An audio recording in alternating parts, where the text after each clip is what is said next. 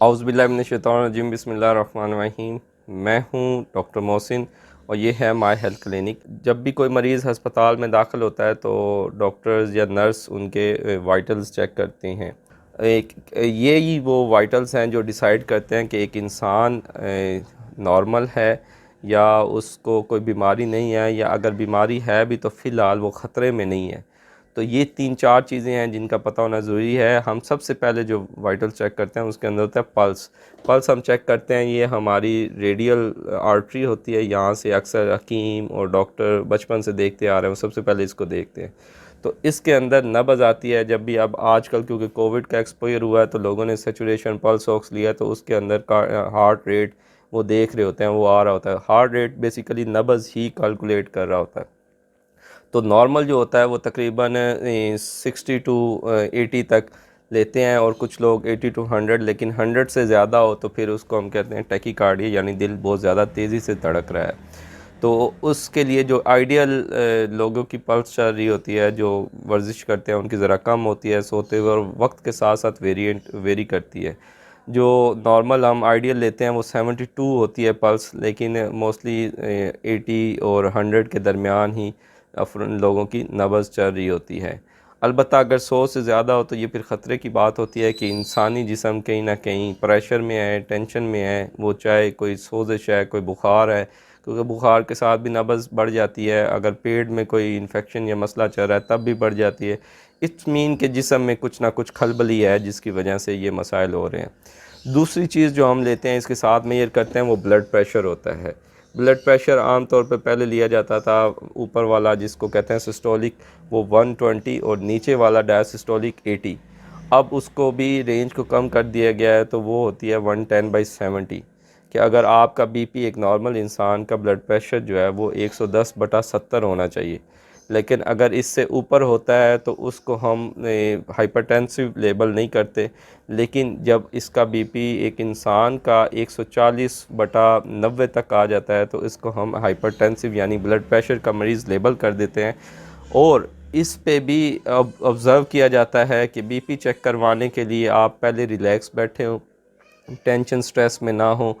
दूसरा, आपने कोई सिगरेट नोशी ना की हो। अगर सिगरेट पिया हो तो 1 घंटे बाद बीपी चेक करवाते हैं। अगर चाय पी हुई हो तो आधे घंटे बाद आप बीपी चेक करवाते हैं। बीपी चेक करवाने से 10 मिनट 5 मिनट पहले आप एक चेयर पे रिलैक्स होकर बैठ जाते हैं या लेट जाते हैं। जब आप पुरसकून होते हैं तो फिर आपका बीपी मेजर किया जाता है। बाज़ अफराद ऐसे होते हैं जिनके अंदर वाइट कोट हाइपरटेंशन होती है, यानी जब भी वो अस्पताल जाते हैं या डॉक्टर को देखते हैं तो उनका बीपी बढ़ जाता है। तो ऐसे अफराद के लिए ज़रूरी होता है कि वो घर के अंदर या जब वो पुरस्कून हों तो दो मुख्तलिफ़ मौक़ों पर, यानी अगर सुबह चेक करवाया तो फिर शाम में, या आज करवाया तो कल भी 2 रीडिंग्स लें। अगर उसमें बीपी ज़्यादा आता है तो फिर ये टेंशन की बात होती है और इसके लिए ज़रूरी हो, अगर फैमिली में भी हो तो फिर ब्लड प्रेशर की दवाई शुरू करनी होती है। लोग कहते हैं कि जी डॉक्टर साहब कभी कभार बीपी होता है, वैसे मुसलसल नहीं होता। देखें, बीपी चेक करने के लिए बीपी ऑपरेटस होता है जो ये बताता है कि बीपी कितना है और क्या मसला है। अगर तो इंसान का खुद अंदर से पता चलना शुरू हो जाए तो ये तो बहुत कमाल की बात है कि वो अंदर से खुद ही बता दे मेरा बीपी है या नहीं है। मसला ये है कि जब बीपी नीचे वाला बढ़ता है और वो लोअर लिमिट पे होता है तो वो बाज़ नहीं करता आपको दर्द भी। सर ज़्यादा लोगों को क्या होता है, सर में दर्द होता है।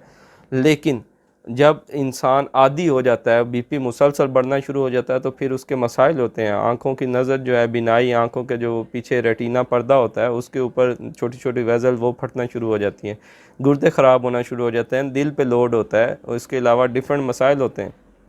तो इंसान कहता है नहीं नहीं नहीं नहीं, मुझे तो नहीं होता, मैं तो कभी कभार होता है। जब जिसको दो चीज़ें, या तो बीपी का मरीज़ है या नहीं है। अगर है तो उसको या तो वॉक और एक्टिविटीज़ से कंट्रोल है जो कि कम है, और अगर उससे नहीं है तो दवाई लेनी है। ये कभी कभार वाला निज़ाम नहीं बना हुआ कि आप कभी हुआ तो कभी ले ली, कभी नहीं हुआ। इट्स मीन कि आपका बीपी बढ़ता है और आपको दवाई का इस्तेमाल करना चाहिए।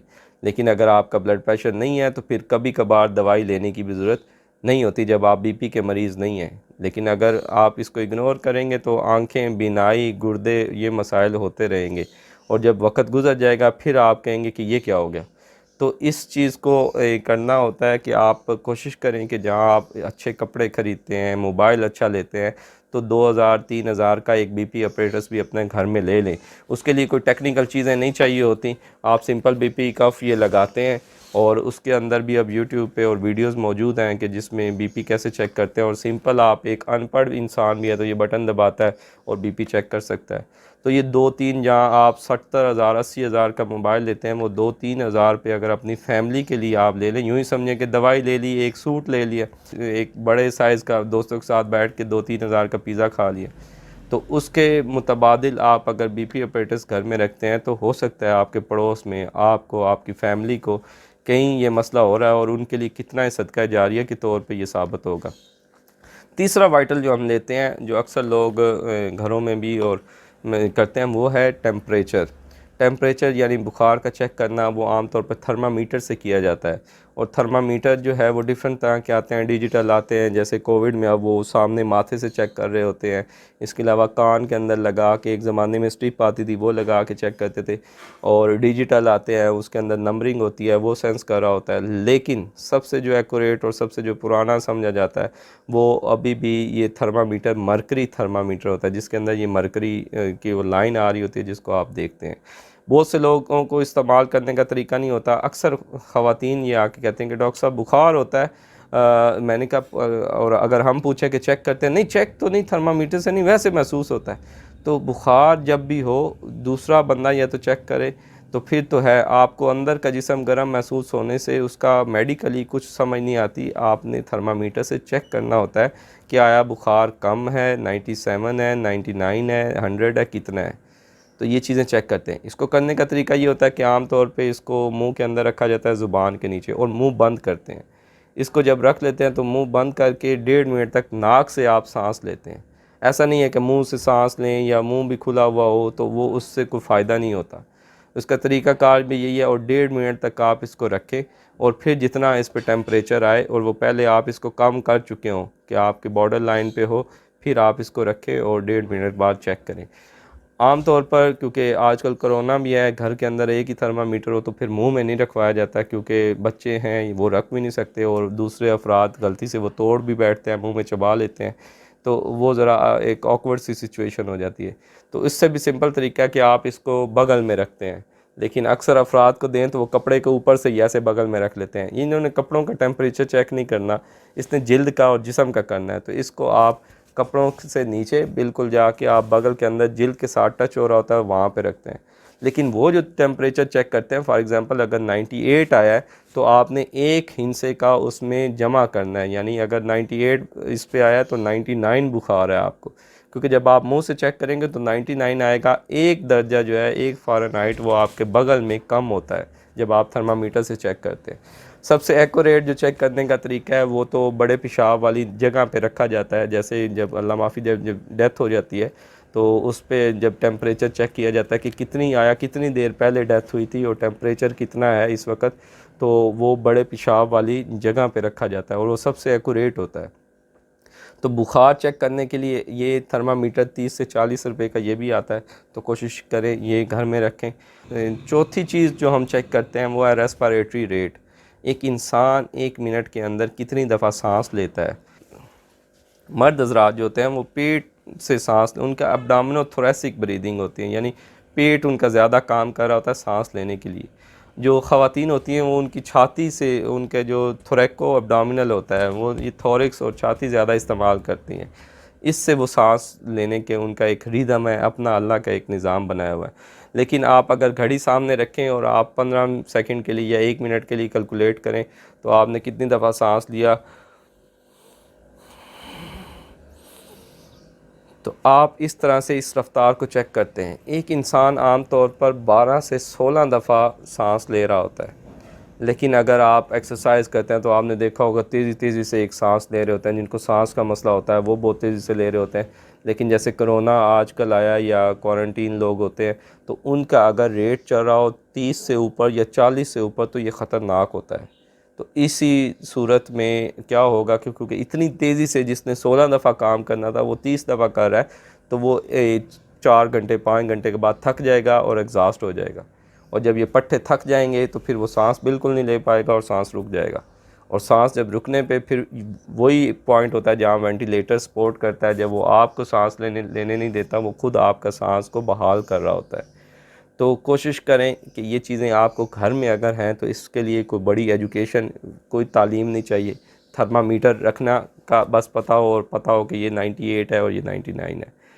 बीपी अपरेटस है तो खाली एक बटन दबाना आना चाहिए और ऊपर आप रीडिंग, अब तो मोबाइल का ज़माना है, अनपढ़ भी है तो डॉक्टर पूछता है कि कितना है बीपी, तो आप फ़ौरन घर पे रखें। और एक ज़रूरी चीज़, जब आप बीपी चेक करें तो उसको लिखें भी, कि जब भी आप अपने डॉक्टर के पास जाएं तो आप उनको दिखा सकें।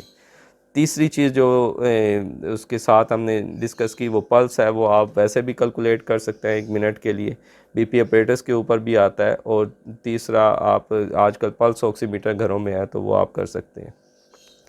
ये तो ज़रूरी वाइटल्स होते हैं जो चेक करते हैं। इसके साथ चंद चीज़ें जिनकी जो ज़रूरी हैं इंसान को अपने जिस्म के बारे में पता होनी चाहिए, वो है कि सैचुरेशन, जो ब्लड के अंदर ऑक्सीजन की सैचुरेशन कितनी है।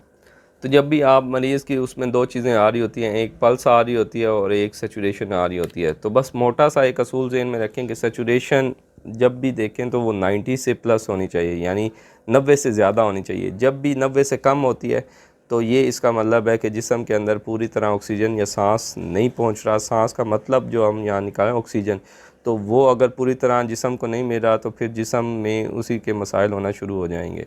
छठी चीज़ जो हम देखते हैं वो देखते हैं यूरिन आउटपुट, यानी एक दिन के अंदर एक इंसान को कितना पेशाब आया है। ये बहुत ज़रूरी है। जब आपका बीपी जब आपका ब्लड प्रेशर, आपका जिस्म वो नॉर्मल काम कर रहा होता है, या एटलीस्ट उस ख़तरनाक सिचुएशन में नहीं होता, स्ट्रेस में नहीं होता।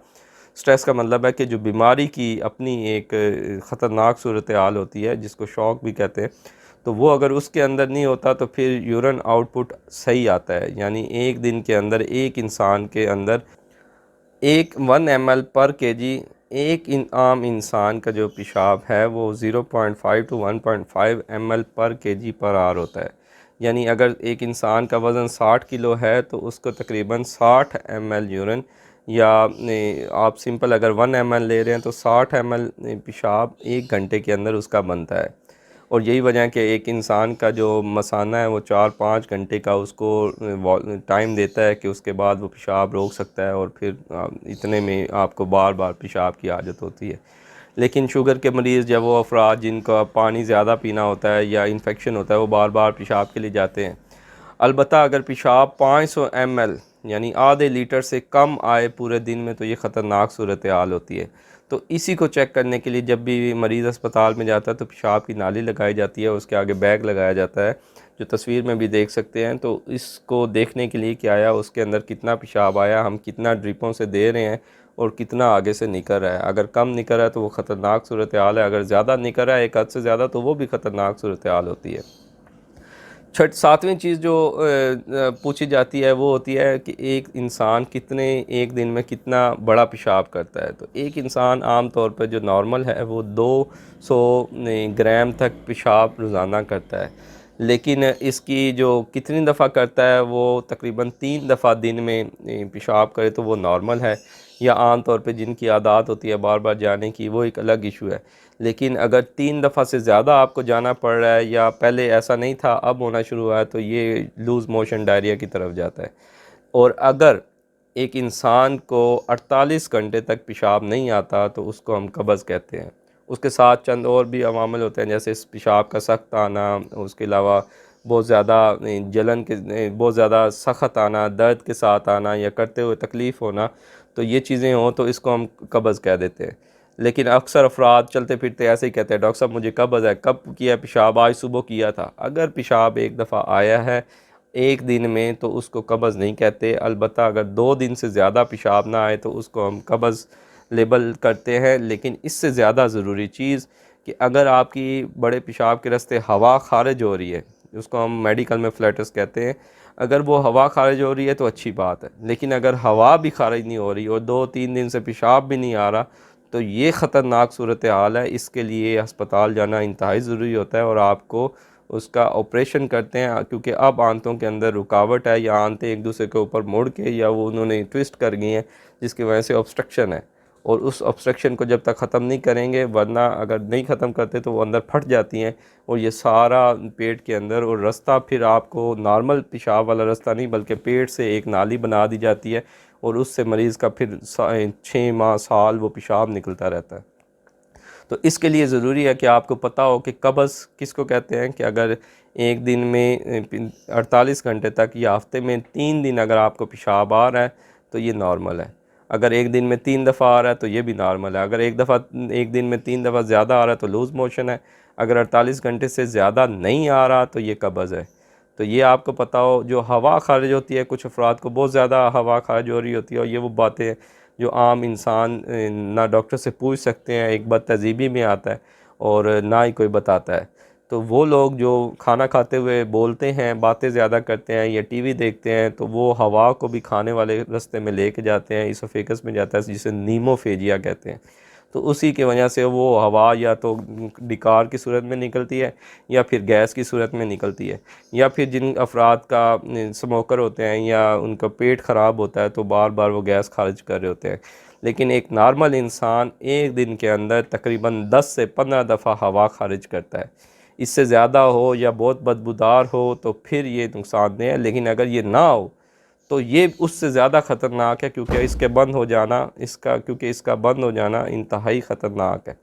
तो ये थी चंद हक़ाइक़ जो एक इंसान को अपने बारे में मालूम हो, कि अगर आधा डॉक्टर आप बन जाएं, कि अगर आप ये चीज़ें सीख लें कि बीपी कैसे लेना है, नब्ज़ कैसे लेनी है, थर्मामीटर कैसे यूज़ करना है, रेस्पिरेटरी रेट कैसे कैलकुलेट करना है, सैचुरेशन कैसे चेक करनी है, कब्ज़ किसको कहते हैं, डायरिया किसको कहते हैं, और हवा का बंद खारिज होना, इनकी चीज़ें अगर समझ आ जाएं तो बहुत सी चीज़ें ये आपको डॉक्टर को बतानी भी चाहिए, और ये आपके लिए भी फ़ायदेमंद है, और आपको पता हो कि कौन सी सूरत ख़तरनाक है और कौन सी नॉर्मल है। इसके साथ डॉक्टर मोहसिन को दीजिए इजाज़त। अल्लाह हाफ़िज़।